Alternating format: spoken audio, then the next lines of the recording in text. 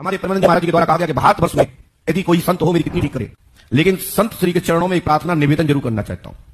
यदि पराशक्ति के विषय पर जो हमारी लाइन है, यदि इस विषय पर कोई बात यदि कोई रखता है, पांडवों के द्वारा महाराज धर्मराज के द्वारा श्री हनुमान जी पंडोकर सरकार की प्राण प्रतिष्ठा की गई, तो मैं चाहता हूं कि प्रेमानंद जी महाराज जी के सानिध्य में इस सभा का इस पराशक्ति पर यदि इस पर किसी को शंका है तो हम भूत और भविष्य और वर्तमान तीनों को वर्तमान में ही सिद्ध कर देंगे। रहा किडनी लीवर यदि प्रेत बाधा से खराब है तो चुटकी बजा के एक क्षण में ठीक करने की दम रखता हूं। यह महापुरुषों का आशीर्वाद है।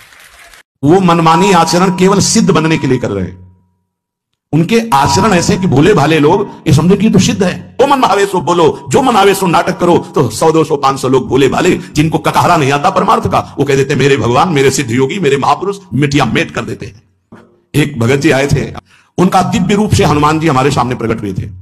सच्ची बात कह रहे हैं, जिस समय दिव्य रूप हनुमान जी ने धारण किया तो हनुमान जी महाराज के ही भाई पवन पुत्र भीम कंपायमान थे। भीम जैसे हनुमान जी वैसे भीम बड़े बड़े पर्वतों को अपनी टक्कर से चूर करने की सामर्थ्य रखने वाले। प्रार्थना की कि भैया मैं तुम्हारा वो दिव्य रूप देखना चाहता हूं।